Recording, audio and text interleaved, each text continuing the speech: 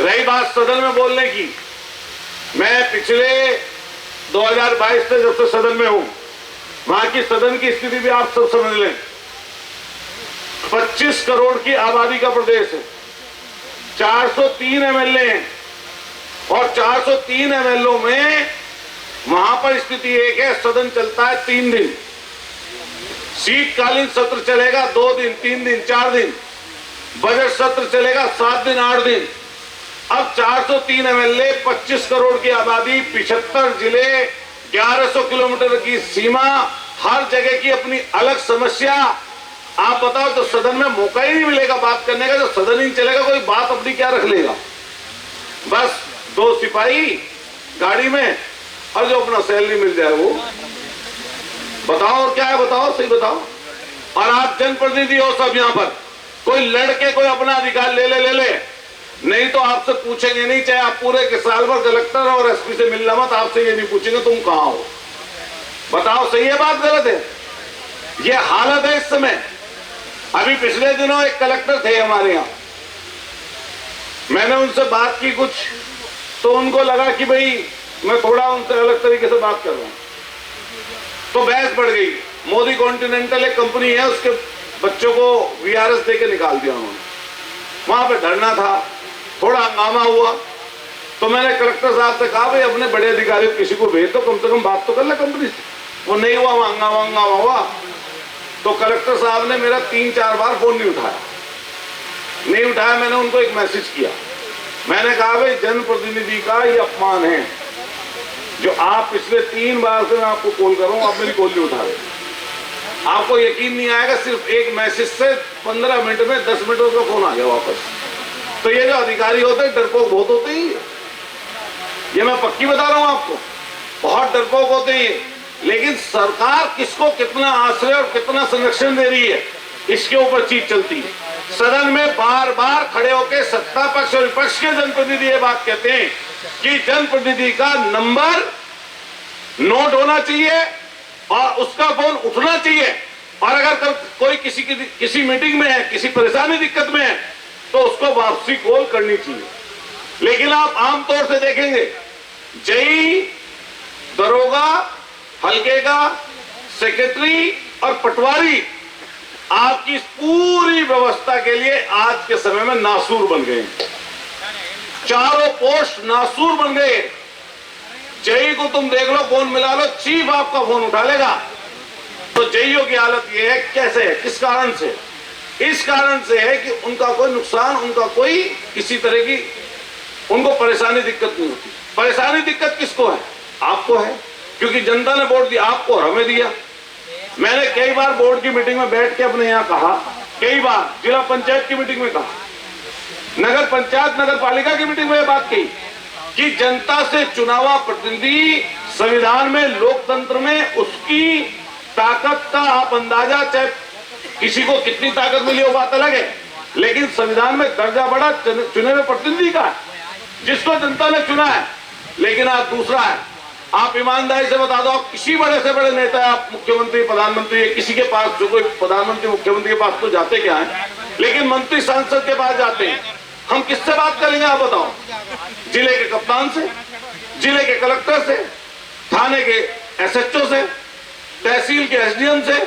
आपके हाथ में डायरेक्ट है क्या? और ये पूरी ताकत धीरे धीरे सेंट्रलाइज होगी, है पूरी पॉलिटिक्स, ये ताकत छिनती जा रही है। मैं तो प्रधान जी लोगों से स्पेशली ये बात कह के जाऊंगा कि जो आपके संगठन है, कोशिश करिए उनमें भी आप मजबूती से अपने हक अधिकारों के लिए लड़ते रहिए। घूम फिरकर कोई भी किसी ओहदे पर, पद पर बैठा है, वो आखिरी व्यक्ति तक अगर कोई चीज पहुंचाना चाहता है तो वो गांव के माध्यम से ही होगी, किसी मोहल्ले के माध्यम से होगी। जो जनप्रतिनिधि लोकल का होगा उसी के माध्यम से चीजों का पता लगता है, या लोकल के लोगों से पता लगता है। मैं किसी पद और ओहदे पर बैठ जाऊं, लेकिन मेरी जो पृष्ठभूमि है, जो मेरा दायरा है, और असल में हम लोगों को एक बात ध्यान रखनी चाहिए, मैं जो हर जगह बोलता हूं कि जो नेता जनता की दी हुई ताकत का इस्तेमाल अपने फायदे और मुफीद के लिए करता है, वो नेता अच्छा नहीं होता। नेता वो अच्छा होता है जो जनता की दी हुई ताकत का इस्तेमाल जनता के लिए करता है। भाई मुझे ताकत तो जनता ने दी, मुझे विधायक तो लोगों ने बनाया, और मैं उस ताकत का फायदा अपने व्यक्तिगत स्वार्थ के लिए, अपनी व्यक्तिगत चीजों के लिए करूं, ये राजनीतिक जो आज के समय में चल रही है बहुत खराब है। इसलिए मैंने अपना मन बनाया, कोशिश की कि जब भी कोई बात बोलने का नंबर आएगा किसी बड़े से बड़े व्यक्ति के, तो मैं पीछे नहीं हटूंगा। आप सब प्रधान जी लोग बैठे, अपनी बात समाप्त करते हुए कहना चाहता हूं कि लास्ट समय माननीय मुख्यमंत्री जी हमारे जिले में आए, वहां पर बोर्ड लगा हुआ था कि मंडलीय समीक्षा, और जनप्रतिनिधि जितने भी जनप्रतिनिधि हैं उन सबको, विधायक, सांसद, एमएलसी, राज्यसभा के एमपी, सबको बुलाया गया। हम लोग वहां पर पहुंचे तो एसपी देहात हमारा खड़ा था वहां पर, उसने कहा जी वो आपका नाम सूची में नहीं है। मैंने कहा यार ये बोर्ड पे लिख रहा जनप्रतिनिधि और तीर का निशान इधर की तरफ है एंट्री का, तो मैंने की जनप्रतिनिधि यार, मैं भी यार चुनाव ही हूं। कह लगे भाई साहब आपका नाम नहीं है। मैंने डीएम को फोन किया तो डीएम मुख्यमंत्री जी के पीछे पीछे प्लेट में था, भाई साहब वो उसके पीछे पीछे चल रहा हूं। मैंने की जनप्रतिनिधि बीजेपी की मीटिंग है क्या और किसी का भी है जनप्रतिनिधि? नहीं ऐसी बात नहीं, बात करता हूँ। फिर मैंने एसएसपी से बात की, एसएसपी मुझसे कहने लगे कि साहब वो तो डीएम साहब बात कर लो। मैंने कि तुम और डीएम दोनों से बात करने का नियम, मैं यही बैठा हूं, आप पता कर लेना। तो मैंने उसके जो गेट था, उसके मुख्य गेट की एंट्री पर नीचे बैठ गया, ऊर्जा भवन की। जब मैं वहां नीचे बैठ गया तो आने लगे अधिकारी पूछने, पत्रकार आने लगे, कहने लगे मैंने कि ये बताओ जो ये सामने वाले लोग हैं इन्हें इंसानों ने चुना है? हाँ। मैंने कि हमें इंसानों ने चुना है या नहीं चुना? भाई हमें भी तो इंसानों ने चुना है। तो मुख्यमंत्री आए हैं, ये अपनी विधानसभा की अगर अपने क्षेत्र की बात रखेंगे तो हम ना रखेंगे अपनी बात?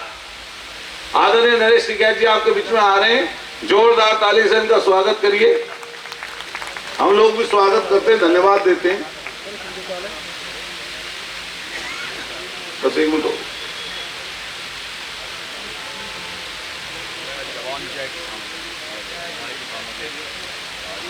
आइए। तो दो कंडीशन थी जी, या तो मैं वहां से चला आता कि भाई मेरी एंट्री बंद हो गई, या लड़ता। तो मैंने रास्ता चुना कि मुख्यमंत्री जी आज रात को ही रुकेंगे, तो मैंने रास्ता चुना कि मैं रात को ही बैठूंगा, वे पूरी रात आज। तो कप्तान का फोन आया थोड़ी देर बाद मुझसे, तो कप्तान ने कहा कि विधायक जी आपका नाम नहीं है तो आप चले जाओ। मैंने कि कैसे चला जाऊं बताओ? कह रहे वो मुझे मजबूरी में हटाना पड़ेगा। मैं कहा मैं तैयार हूं, आ जाओ। तो दूसरे ही पल उसने ये कहा मुझसे, कप्तान ने, कह रहे हम क्यों हटाएं? मगर तुम ही तो कह रहे हो हटाने के लिए, आ जाओ, मैं तैयार हूं, पुलिस की गाड़ी में बैठ के चलूंगा। मैं कम से कम विपक्ष में ये तो पता लग जाएगा तो प्रधान को पुलिस ने हटाया, तो आपको यकीन नहीं आएगा। 15-20 मिनट मुख्यमंत्री जी अंदर पहुंचे, दूसरे से जाते थे, जाना था उनको। मुख्यमंत्री जी को जैसे ही पता लगा कि एक विधायक बाहर बैठा है, 20 मिनट में अधिकारी उसका बुला लो अंदर। मैं अंदर पहुंचा, मैं जनप्रतिनिधियों से कहना चाहता हूं ये बात आप भी ध्यान रखिए, जब कभी ऐसा मौका है कि मान सम्मान का और काम का जब ही काम मिलेगा, वरना काम मिलने का नहीं है। मैं जब अंदर पहुंचा तो मैं अकेला विपक्ष का विधायक था जी। 3 मंत्री, साहिबाबाद वाले शर्मा जी, मलिक साहब बागपत, मेरठ के तोमर साहब और राज्यसभा के सांसद लक्ष्मीकांत वाजपेयी, विधान परिषद के सदस्य शर्मा जी और भारद्वाज जी और गुलाम मोहम्मद एमएलए और एमएलए सारे बैठे। मुख्यमंत्री ने कहा हाँ, एक तरफ से समीक्षा जब करनी शुरू करी, एक भी सत्ता पक्ष के आदमी ने पूरे शहर से संबंधित बात बोली नहीं। मेरा नंबर आया, मैंने उनसे ये कहा कि मुख्यमंत्री जी मैं भी जनता का चुना हुआ हूं, मुझे आपको बुलाना चाहिए था। नहीं, उन्होंने कहा कि तुम्हारा नाम, मैंने कि हमने बुला लिया, बात खत्म हो गई।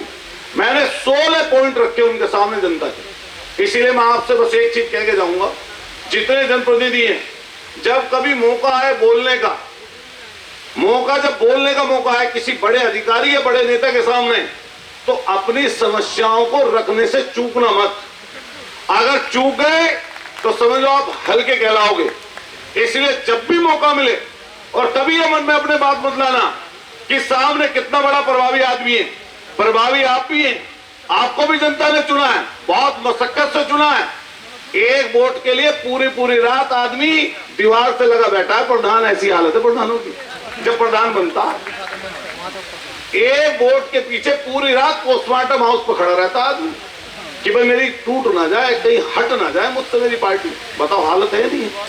आप तो चलो ये बैठे हमारे कई गांव के प्रधान, सकोती के, हमारे बेगवाबाद के, मदारीपुर के, हमारे जो बराबर में बैठे मोहनीपुर भरोटा के, जमालपुर के, दशरथपुर के, टांडी के, उपेंद्र जी हमारे प्रधान संगठन के अध्यक्ष हैं, धंजू के प्रधान, और कई हमारे क्षेत्र के प्रधान बैठे हैं। एक एक गली, एक एक मोहल्ला ये जानते हैं। 100 200 बार मैंने पैदल एक एक घर रूम रखा हुआ। तो ये सब लोगों से मैं कह ही जाऊंगा कि जब बोलने का मौका मिले बड़े अधिकारी के सामने हाथ खड़ा करिए और अपनी जो समस्या कह दीजिए।